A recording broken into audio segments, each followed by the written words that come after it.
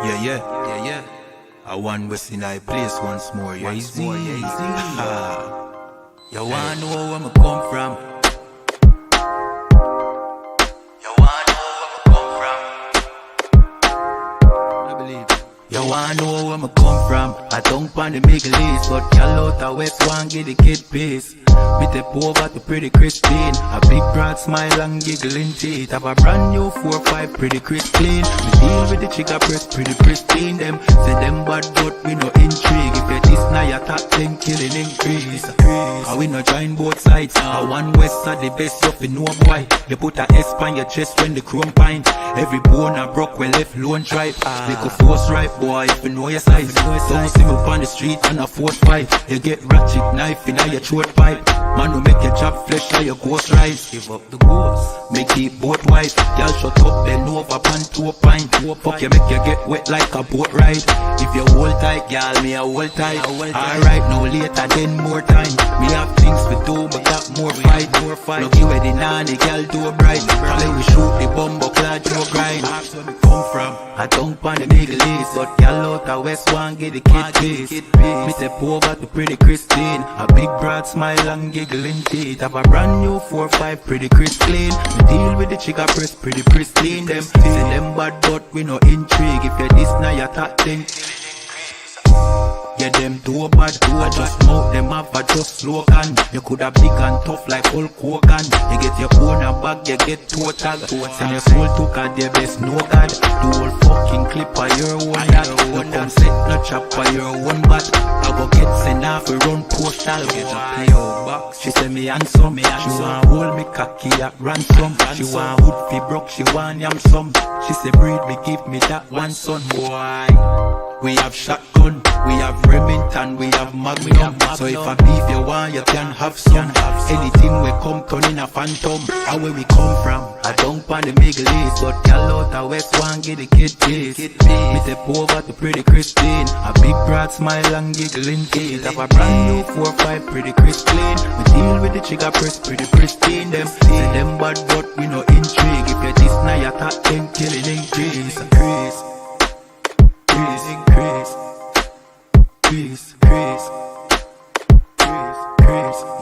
You know, yeah, see.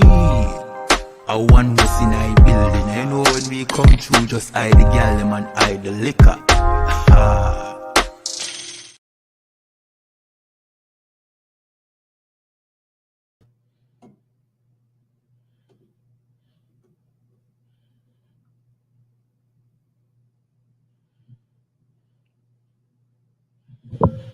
All right. Testing 1 2, testing 1 2. Can you hear me? Can you hear me? Can you hear me?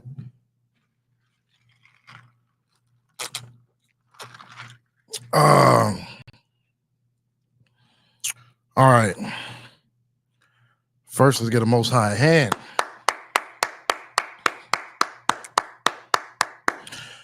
All right. Shalom, Israel. Priest and Officer Natazak. We got Tuesday night brotherhood class coming at you once again. You know what I mean? We're going to get it in real quick.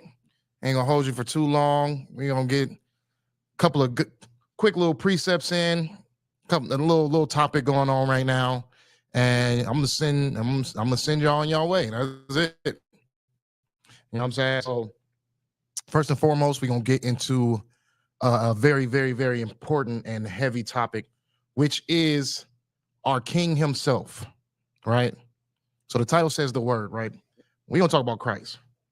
This is what we're gonna get into as far as detail, because a lot of people assume or think that they know Christ when they absolutely know nothing about Christ. They know more about the Christian Christ, which is Caesar Borgia. You know what I'm saying?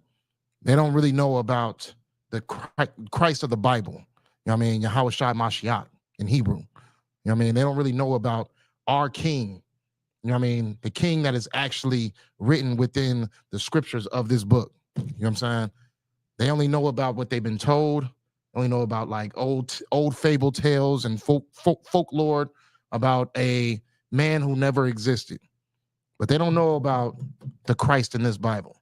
You know what I mean? But we're gonna teach about it, all right?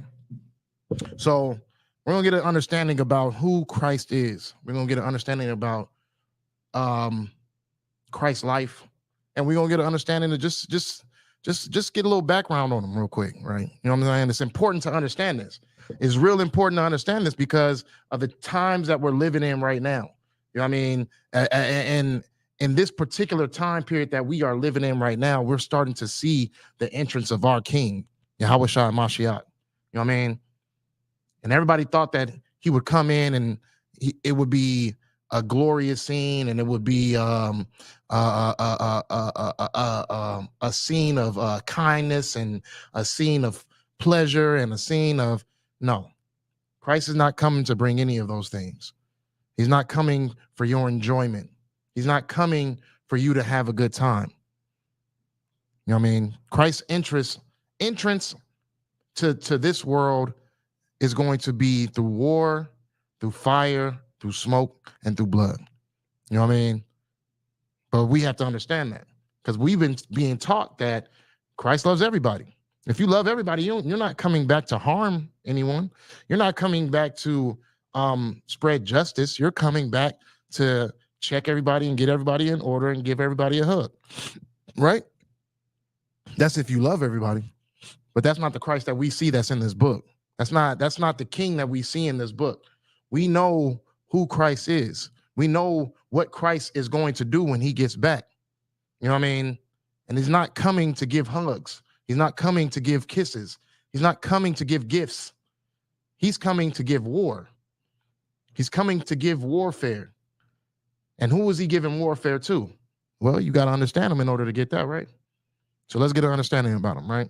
First of all, let's get into detail. Who is Christ? Who is he? Let's get into Christ's genealogy first. You know what I'm saying? So we're going to go to Matthew 1:1. So first of all,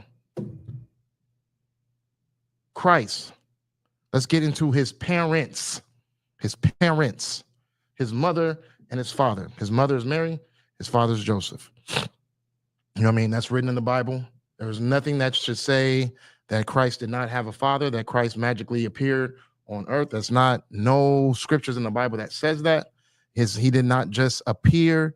His parents came and they came together and did exactly what your parents did. They did exactly what my parents did. They did exactly what your parents' did, or your parents' did.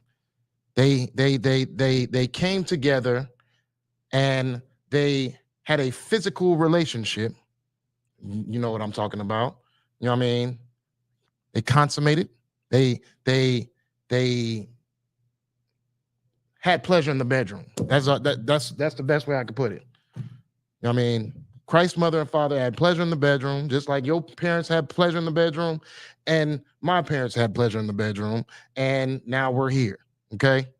So that's how Christ came. Christ had a mother and a father, his father Joseph, his mother Mary. Okay? You have to understand that. To think that Christ is some type of angelic angel that came from the sky is just taking away the things that he's had to sacrifice in order to be in the position he's in right now. You're taking away things from him. You know what I mean? You're making him into something that you're not. So you're making it seem as if the things that you feel that you lack and that you lose to, Christ was able to beat it because he wasn't like you. And that's not true. Christ came on this earth to be just like you. You know what I mean? Other than sinning, Christ came to, it behooved him to be made like his brethren. And how were you made? With a mother and a father having pleasure in the bedroom. So Christ's parents had him. Okay? So that's just the gist of the whole situation. You have to understand, you have to push that wicked spell off you, that Christian spell off you, in order to be able to really understand Christ and really understand what he went through. Because in your days right now, you probably fail at the things that you lust for. You probably fail at those things. because of the thing you give excuse after excuse, and you think about things that, oh well, if this was like this and I wouldn't be doing this, and this like this I wouldn't be doing this. But Christ didn't have those excuses. Well, Christ had the same type of ways of thinking. Christ didn't want certain things to happen in his life. Christ was tempted, but at the end of the day he succeeded.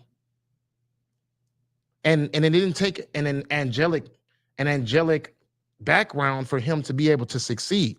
It just took him knowing what the mission is, and it took him understanding what he needed to do, and him taking it to the next level as far as actually executing the mission. Something that you're probably lacking of because you believe that Christ had the up on you. But at the end of the day, those feelings that you feel before you go out and you decide to make those actions of sinning, before you go out and make those actions of wickedness, just think that those same thoughts or those same urges probably went through Christ's head as well. Only thing is he just didn't do it, but you do. So you have to shake off that mindset that there's something angelic and Christ had the up on you, because it's not true. That's what we're going to take out at first, right? So Christ had parents. You know what I mean? Let's go to Matthew 1:1. Christ came from the seed of David. What is a seed? What is a man's seed? It's a sperm, right? Christ came from the seed of David. He came from the lineage of David through what? The flesh. We'll get to it. You know what I mean? But let's get an understanding that the only way of Christ coming through the lineage of David is in order for him to come through that lineage, he had to come through the seed, which is, you know what I mean? He had to come through a male seed, which is his father, Joseph, right? So Matthew 1:6, it says, and Jesse begat David the king, and David the king begat Solomon of her that had been the wife of Urias, which is talking about Solomon, King Solomon, right? So all these generations go down until we get to verse 16. Verse 16, it says, and Jacob begat Joseph. Who is Joseph? Mary's husband. We just about to say it right now. Her husband. Her husband being is the fact that they had sex. That's why that's Mary's husband. Not because of a ceremony or a dance or a contract. It's because they came together and had sex. That's why Joseph was Mary's husband, right? And it says, of whom was born Jesus, who is called Christ. Okay? So get that understanding. Joseph is his father. You want to battle that? That's a whole nother classroom. We just gonna get into the details. We're gonna get an understanding about Christ. If you want to battle, you know what I mean, what is it called? Immaculate Conception or reincarnation, all these things like that. That's another class for another topic. We'll just bear with me. We're getting into details about our King, Yahweh Shah Mashiach, right? So his father being Joseph, his mother being Mary. You know what I mean? Coming together and having a son, which is Christ, right? Okay. So let's get into the background of the spirit of Christ. Now we know that he was born, right? He was born, he was a baby, grew to a man, gave up the ghost. Now he's back, and now he's making his entrance back into this world. You know what I mean? But at first, he's not going to come as a man. He's coming as pestilence, as plagues, as earthquakes, as volcanoes, as hurricanes, tornadoes. You know what I mean? Destruction. Why is this place being destructed? It's because of the wickedness that it is gained from the abuse that is given to his brothers and his sisters, which are the Israelites, Blacks, Hispanics, and Native Americans. This is very, very easy. Very easy. You know what I mean?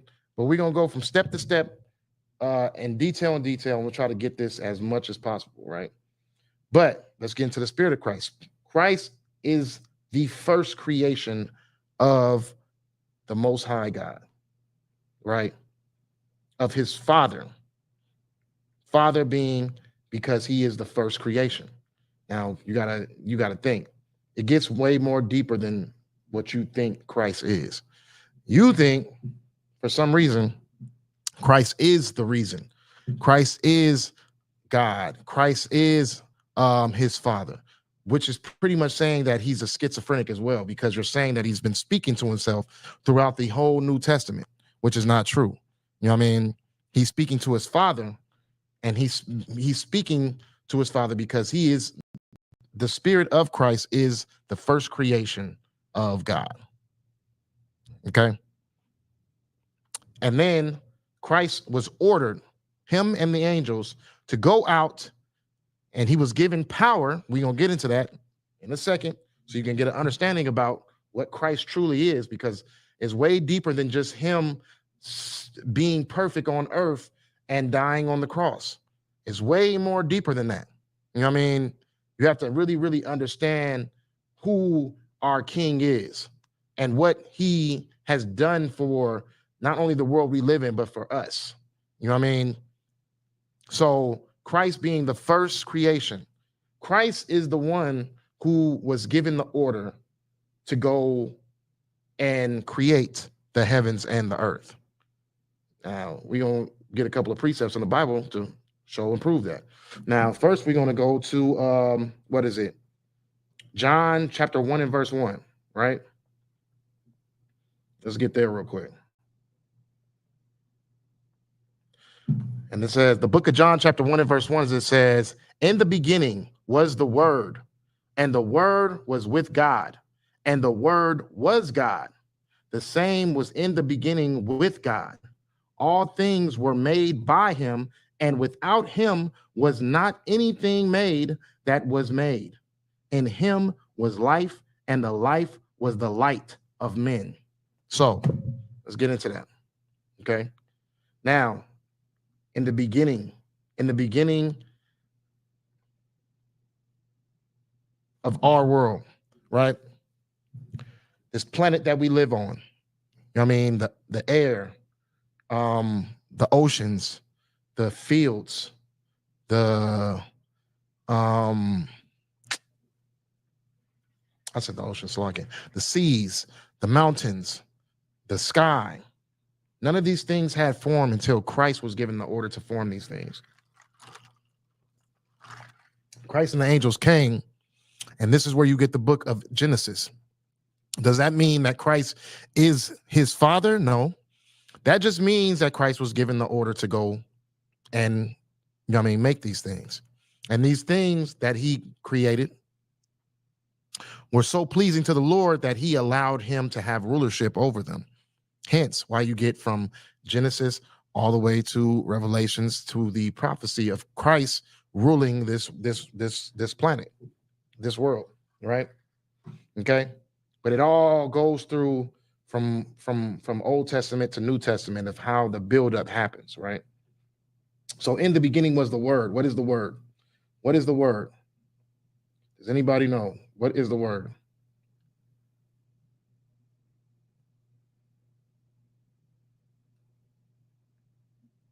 Okay. So let's go to Revelations chapter 19 and verse 11.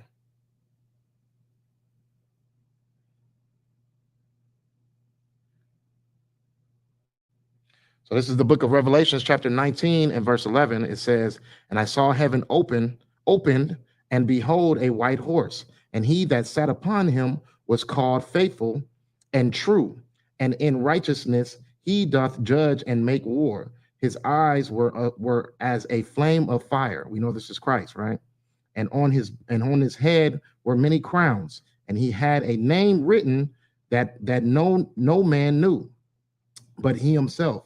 And he was clothed with a vesture dipped in blood, and his name is called the Word of God. Okay, so this is the buildup. Is this his actual name? No. You know what I mean? Christ is the Word because the scriptures that have been written have all led up into his beginning all the way to his rule. Okay, this is why he is the Word. You know what I mean? Because Christ is in the Old Testament. Christ is in the Apocrypha. Christ is in the New Testament. He's all throughout the volume of the book. You know what I mean? This is why they call him the Word, right? So we know that the word is Christ. So what is it? What is it in Genesis?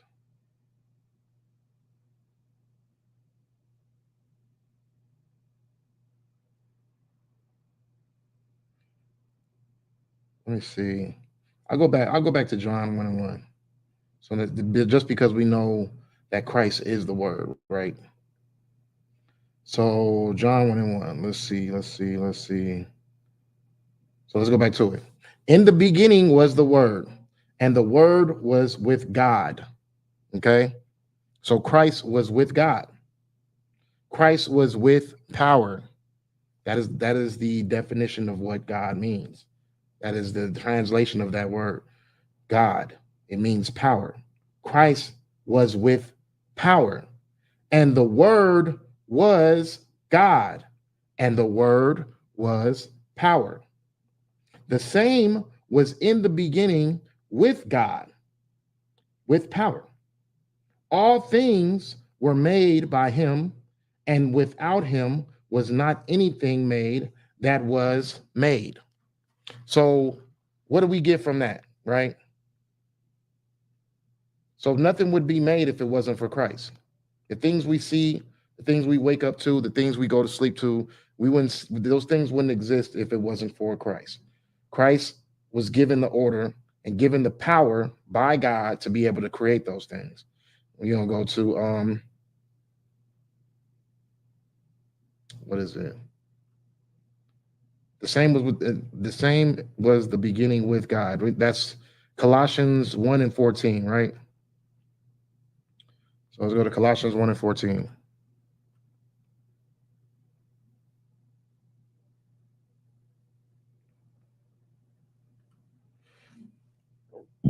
Oh, okay. Jesus. So the book of Colossians chapter 1:14 says, in whom we have redemption through his blood, even the forgiveness of sins, who is the image of the invisible God, the firstborn of every creature. For by him were all things created that are in heaven and that are in earth. Let's read that one more time. Who is the image of the invisible God? So he is the image of God. Does that mean that he is God? No. Him being the image is that he's doing the works of God. That's him being an image. Christ also said that him and his Father are one. You know what I mean? Does that mean that he is his Father? No. That's what a unlearned Christian would probably try to teach you.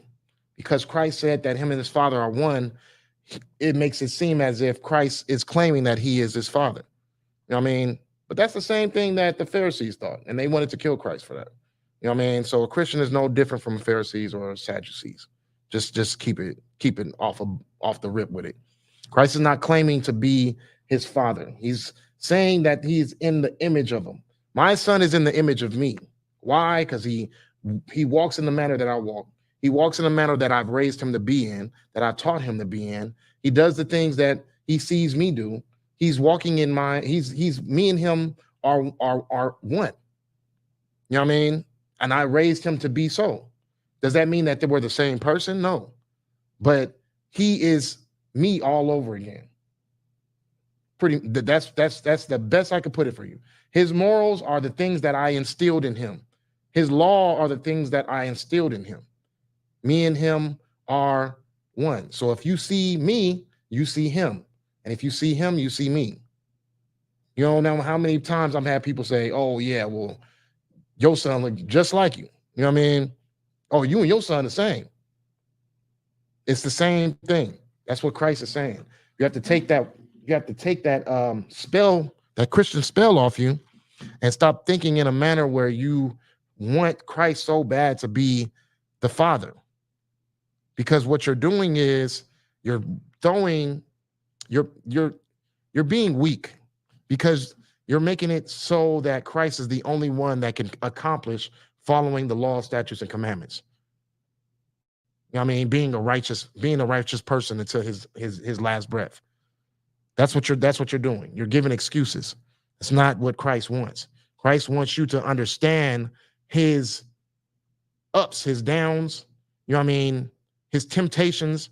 He wants you to understand those things so you can understand yourself and understand that whatever you're going through and whatever you tend to be dealing with, you can be able to defeat those things and you can be able to accomplish, not falling into that lustful spirit or that spirit of hatred towards your brother or that spirit of wickedness. You know what I mean? You don't have to fall into those things. That's what Christ is letting you know. I mean, he says that it behooved him to be made like his brethren. I mean, he's made just like us. You just want him to be more because you feel like he can take over the slack that you're slacking on. But that's not what you're here for. You're here so you can accomplish the battles that you're facing. Stop being so weak and trying to find excuses not to face those battles. Face them, fight, and win. Why? Because Christ won, and he was in the same predicament as you, right? So let's keep going. I don't know if we finished Colossians, but I'm gonna leave that right there. Created by him. Let me just keep reading just for a second. Visible and visible and invisible, whether they be. Did I leave off right there? Yeah. For by him were all things created that are in heaven and that are in earth, visible and invisible, whether they be thrones or dominions or principalities or powers. All things were created by him and for him. And he is before all things, and by him all things consist. And he is the head of the body, the church, who is the beginning, the firstborn from the dead, that in all things he might have the preeminence. For it pleased the Father. Now we get into the Father, so we know that Christ can't be the Father. For it pleased the Father that in him should all fullness dwell. Okay. Now that's what we get. Now we have an understanding that Christ was given the power to be able to create all these things. We're talking about the Spirit of Christ. You know what I mean? Now we got to understand also, Christ has made 5 appearances in the Bible. You know what I mean? It pleased the Lord so much of the things that Christ created while he was given the power to create this planet, these creatures, these different beasts. You know what I mean? These different beasts of the field and all these things like that. It pleased the Lord so much that of the work he was putting in, that he gave him an opportunity to have dominion over all of these things that he's created. Right? Hence Adam. You know what I mean? So we got Christ's first appearance as a person, and he is Adam. So this is why it gets heavy, and people will think that you are losing your mind because they don't believe that reincarnation exists. They believe that you just die and you go to heaven and you live there and you have church forever. You know what I mean? But we know that this is not true. The Bible speaks of reincarnation. You want to battle that? Put it in the chat and we'll talk about it another day, because this is not based on what you want to battle. This is based on our King, Yahweh Shai Mashiach, right? But if it displeases you, we can get into that. We can get into that topic as well. I think we got into the topic a couple of times already, but we can get into that topic as well another day. Let's talk about the King, right? So reincarnation exists. Christ made 5 appearances. He came back as Adam first. He came back as an appearance of Melchizedek. You know what I mean? And then he came back as Isaac. And then he came back as what else is next? Solomon. Then he came back as Christ. Okay. This is in a class of Christ written throughout the whole Bible. That's a topic that you can find all through these classes that we have on this page. So, you know what I mean, if you want to battle it right now, you won't be able to because we're not getting into it. But if you want to learn about it, then scroll through the classes and you'll find Christ in the Old Testament, Christ through the volume of the book, anything of those type of titles, you'll find the evidence of all these things, scriptures, precepts, anything you need. Okay, topics, anything you need is in there. Right, we gonna keep going. All right, so this is the appearances of Christ, and then we get to Christ. You know what I mean, it's heavy that we talked about Christ coming as Adam, right? Because Adam and Eve were responsible of the bringing of sin to men. You know what I mean? To God's chosen. The disobedience. They were the first to be disobedient. So with that came death. But with Christ and his sacrifice comes life. I jumped so far ahead of this class, but that's the truth. That's what it all is based on. You know what I mean? Like I said, I ain't gonna keep y'all too long anyways. But that is the whole base of the purpose of Christ. You know what I mean? Adam brought sin. Christ defeats sin, destroys it, gives you a chance to come back and be who you are supposed to be. I jumped so far ahead, but we still gonna rock it out though. Because it's so many different topics. It's like it didn't ruin the suspense of everything. It just gives you it just keeps on boosting it up, because a lot of people, they don't understand how heavy it is, the topic of talking about our King Yahushua Mashiach, right? So let's keep going. Let's see. Okay, John 1 and 4 through 5.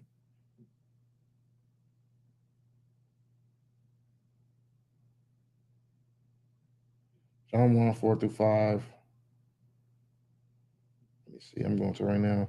Okay, in him was life, and the life was the light of men, and the light shineth in darkness, and the darkness comprehended it not. Does anybody know what the light is? Anybody? Am I blurry? Blurry. Back up a little bit. Okay, there we go. Does anyone know what the light is? In him was life, and the life was the light of men, and the light shineth in darkness, and the darkness comprehended it not.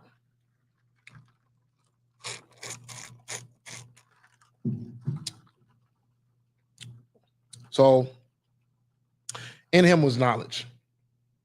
That was what Christ had. He had knowledge. He had wisdom.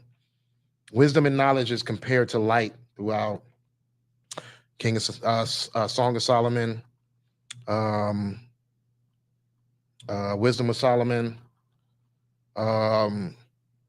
Solomon gets real in detail about talking about what the light is, what life is. I mean, that breath of life that Adam was given was wisdom, correction, was structure. That's what the light is. It's not natural spirit that jumps inside of you. You know what I mean?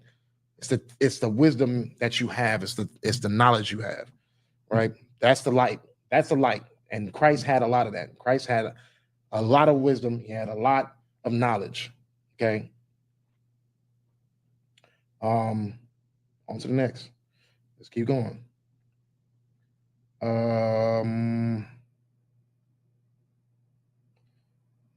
Let's go to John 1 and 12. I could just read the whole chapter.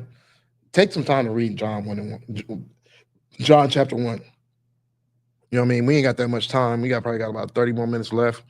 But take your time to read John chapter 1.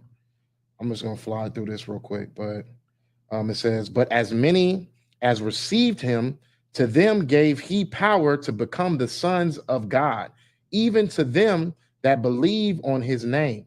So that's the thing too. And that meant, but many that receive him, that's not everybody in this world. You know what I mean? Just keep it real. Christ came only for Israel. He came and his sacrifice was only for Israel. That is written in the Bible and get you the precept. But Christ came specifically for Israel. You know what I mean? So it's not saying that everybody that's in the world that believes in him, he's given them the power to be sons of God, because God doesn't want Ishmael to be his son. God doesn't want Ham to be his son. God doesn't want Cush to be his son. God doesn't want Edomites to be his son. We know that God has no he has not dealt so with those nations. He has not dealt so with any other nations but the 12 tribes.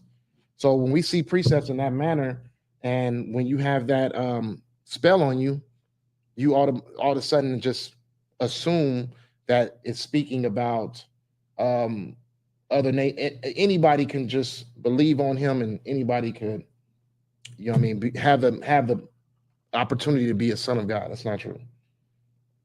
Okay, that's definitely not true.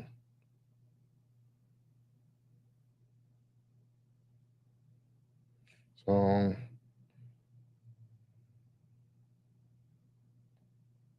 let's see. I can.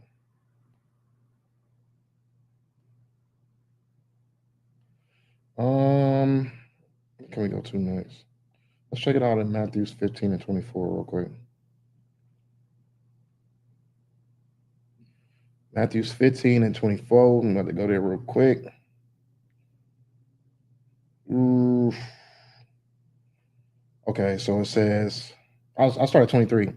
It says, but he answered her not a word, and his disciples came and besought him, saying, send her away, for she crieth after us.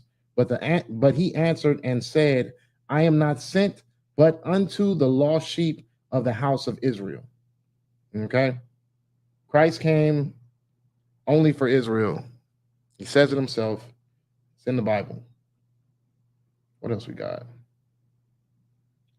Oh yeah, I missed a precept where, you know what I mean, Christ,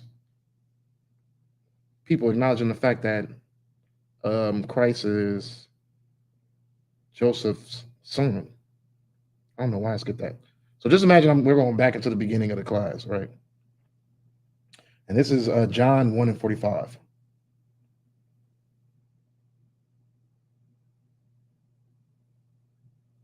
So the book of John, chapter 1 and 45, it says, Philip findeth Nathanael and saith unto him, we have found him of whom Moses in the law and the prophets did write, Jesus of Nazareth, the son of Joseph.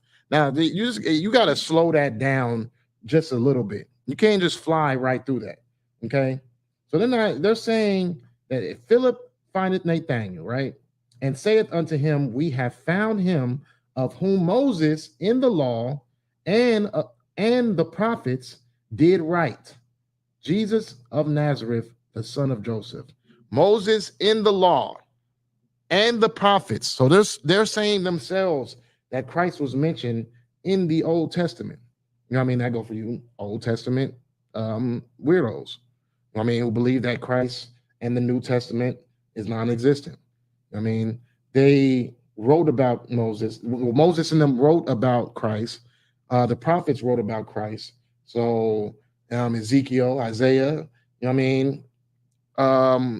David, all of them wrote about Christ in the Old Testament. I mean, there's precepts showing the prophecy of Christ coming and being the savior of Israel. You know what I mean? People just don't want to believe that, because specifically it's speaking of that savior only for Israel. They're not speaking of savior of the world. This savior is just coming specifically for Israel. That's why people disregard Christ being in the Old Testament. Because if it is Christ, then that means that there was no sacrifice for all men. There was sacrifice for Israel. That's it.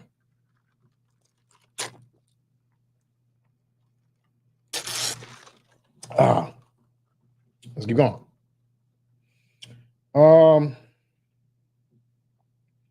of Nathaniel. What else we got? Christ. Okay, and it says, verse 46, it says, and Nathaniel said unto him, can there any good thing come out of Nazareth?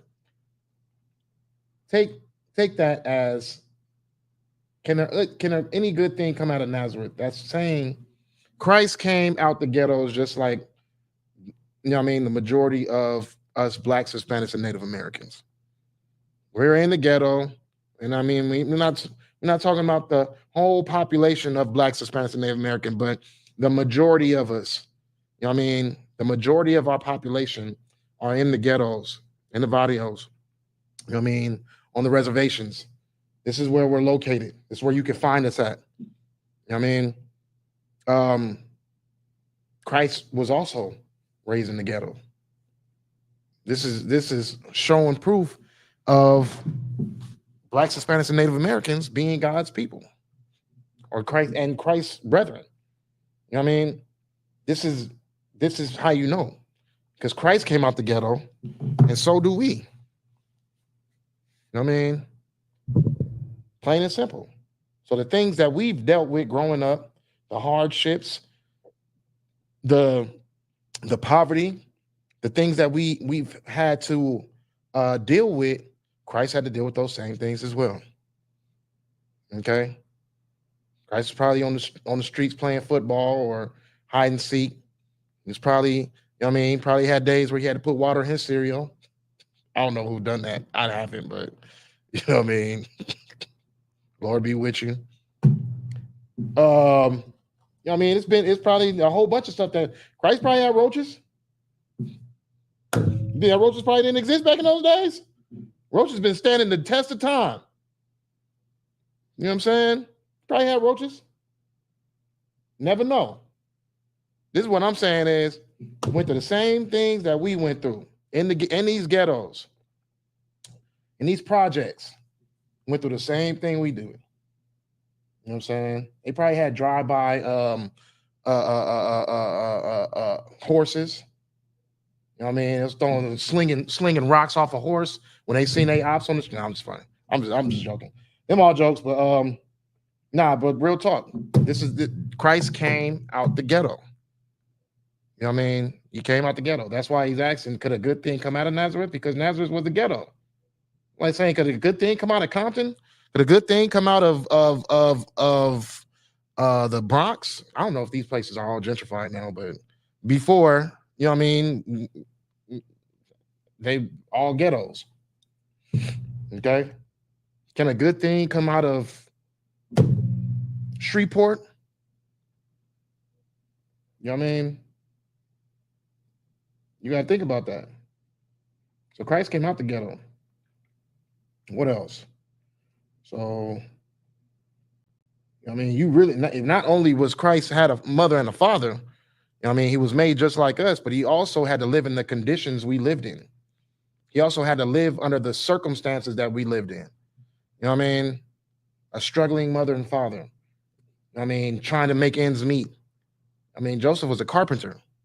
How much do you see carpenters making now? Like, are they like the top occupation that people go to? You know what I'm saying?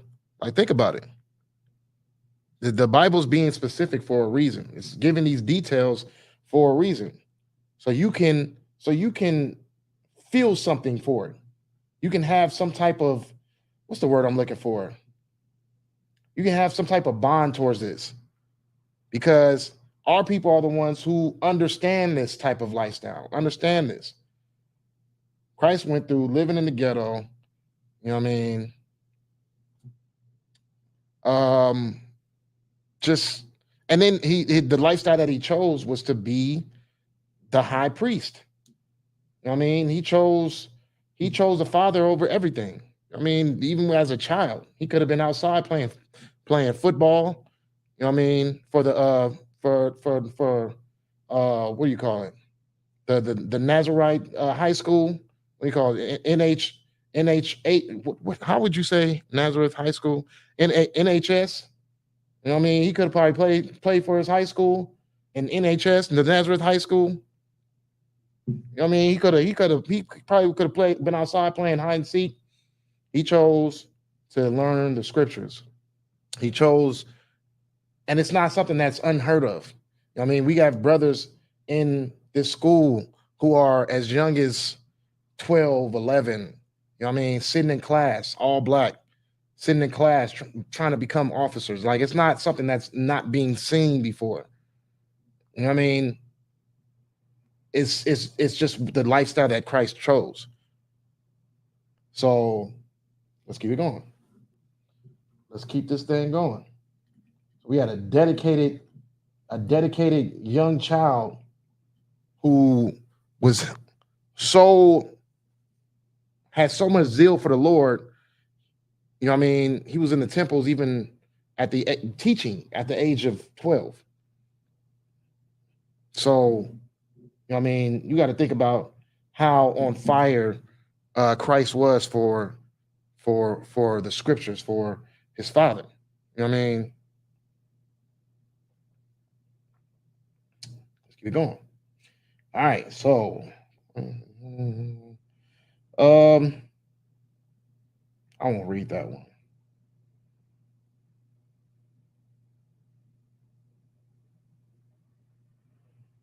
We can go into Christ's first miracle, I guess. So we're gonna go to two and one. John 2:1. So Christ knew what he was capable of doing, right? He knew his mission. He knew when he needed to start his mission. So, you know what I mean? He's just enjoying his time until it was time for him to get to that work. And once it's time for you to be called to go do that work, you got to answer that call. A lot of people get called and a lot of people don't answer that call. You know what I mean? We here in ISUPK, we chose to answer this call. You know what I mean? When we were called, we came and we answered the call. We were called to be priests. We were called to be troopers. We were called to be young men, whatever it was. We came in and we answered that call. Christ was preparing himself for that time period where he had to answer that call, because he already knew what the start off point and the end off point were going to be. But all in all, you know what I mean? He just didn't choose to do the wrong things. So he was a solid brother, right? Solid brother. All right, so we can read John 2:1. And it says, and the third day there was a marriage in Cana of Galilee, and the mother of Jesus was there. And both Jesus was called and his disciples to the marriage. And when they wanted wine, the mother of Jesus saith unto him, they have no wine. Jesus answered unto her, woman, what have I to do with thee? My hour is not yet come. So that gives you insight about people trying to make Mary angelic, make her into a angelic creature as well. Just as well, they try to make Christ into an angelic creature. All these things are folklore, old fable tales, just nonsense. I mean, Christ was talking to his mama like she was just annoying him, like not all the time. You know what I mean? Of course, he loved his mother, but it's just, you know what I mean, when it came to serious business, he just like, you know what I mean, like leave me alone. Like that's not what I'm trying to do right now. I'm not trying to stir up that attention yet. It's not that hour yet. When that hour comes, it's going to be the beginning of his end. You know what I mean? So like you could see why it probably irritated him. Like, nah, hold on, chill. Like I'm trying to enjoy myself without the stress of knowing that that time is here. Because when that time is here, he knows what he has to do. He knows he has to be the sacrifice. He knows he has to die. So, you know what I mean? I can see why he's irritated in that moment. Like, woman, what have I to do with you? What am I going to do with you? Like, just chill. Chill. You know what I'm saying? That was heavy right there. Anywho, where we leave off at? Woman, what have I to do with thee? So just getting back into that.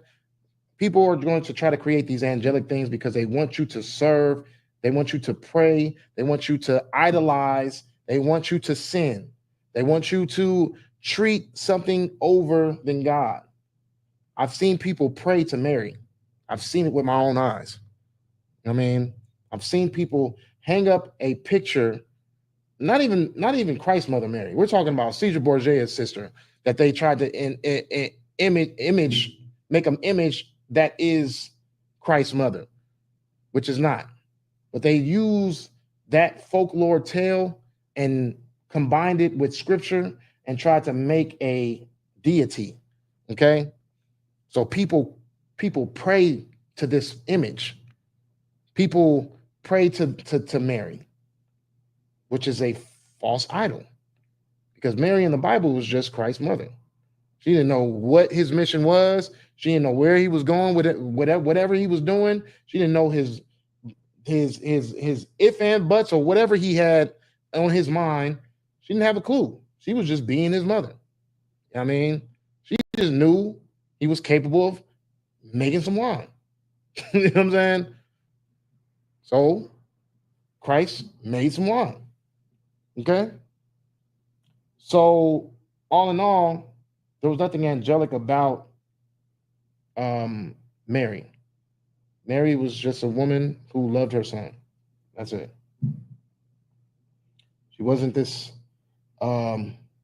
angelic creature that, you know what I mean, they do it with Mary, they do it with Caesar Borgia, they do it with the cobblestone. They try to make all these objects and things and paintings and all these things into a god, which is not, or an angelic creature, which is not. All right, back to it. And it says, mine hour is not yet come. His mother saith unto the servants, whatsoever he saith unto you, do it. And there were set there 6 water pots of stone, after the manner of the purifying of the Jews, containing 2 or 3 frictions apiece. Jesus saith unto them, fill the water pots with water, and they filled them up to the brim. And he saith unto them, draw out now and bear unto the governor of the feast. And they bear it. And when the ruler of the feast had tasted the water that was made wine, and knew not whence it was, but the servants which drew the water knew, the governor of the feast called the bridegroom, and saith unto him, every man at the beginning doth set forth good wine, and when men have well drunk, then that which is worse, but thou kept the good wine until now. This beginning of the miracles did Jesus in Cana of Galilee, and manifested forth his glory, and his disciples believed on him. So that's Christ's first miracle. We are not going to be able to get into all of the other miracles and the ending, but we can do a part 2 for sure. Definitely do a part 2. But this is just the start off of understanding Christ and his situation. You gotta really understand Christ. You have to understand his situation, his background. You gotta understand who our King is. You know what I mean? It's good for you to know. You might not believe it, but it's just good for you to know. You don't have to believe it. Just listen. You know what I mean? At the end of the day, that way you can be like, you know what I mean? I know Christ. Now, when he sees you, he's going to tell you he don't know you. But either way, you know what I mean? You can at least say you know him. Instead of this fake deity that's been created in the Christian church, or the Catholic church, you can just throw that away. You know what I mean? You can actually have a visual and an idea of the Christ in the Bible. at least. But going back to the heavy point of the spirit all the way up into the life of Christ. All these things correlate and matter in our lives and in this book.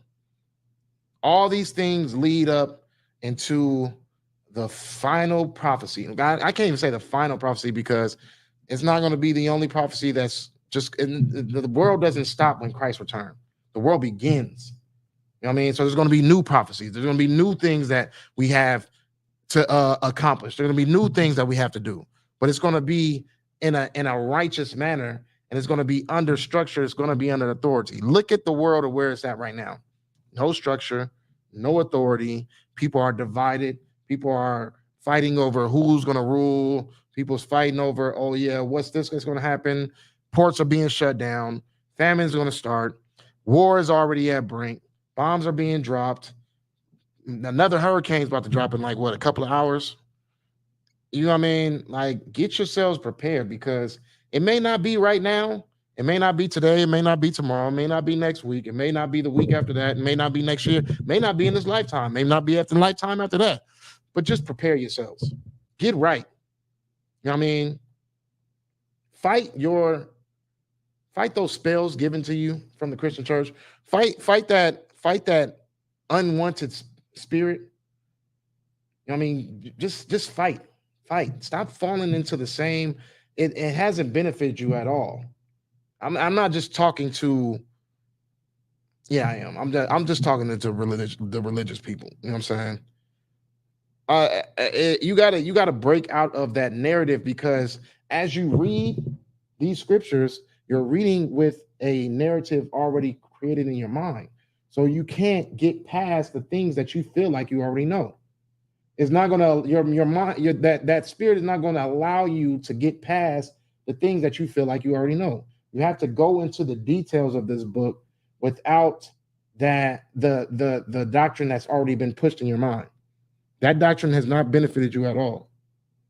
You know what I mean?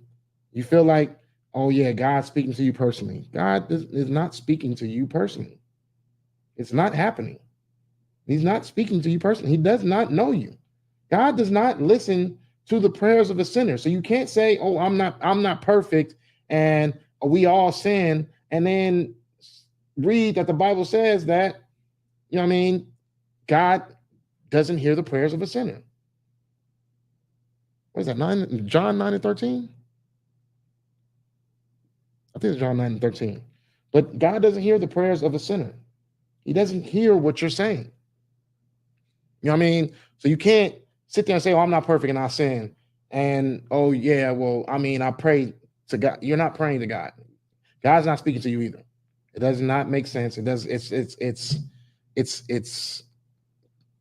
idiotic. It's idiotic. Okay. So get an insight on who Christ is. That's it. Get an insight on Christ is because when you understand Christ, you understand his Father. You understand his mission. You understand where his background is, where he came from, and you understand where he's fit to go. Because we are living in the times of the fall of America. This is the fall of Babylon. You know what I'm saying? Like, we probably might not be able to see the final fall, but we're witnessing the Bible. We're witnessing the words of the Bible being created into, you know what I mean, into a physical form. We're watching those things. We see the war. We see the destruction. We see the famine. We see the pestilence.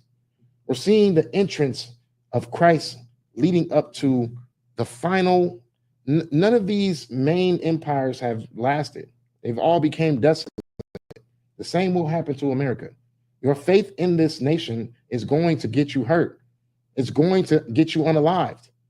Having faith that this place is going to get better because of their long longevity is going to get you hurt.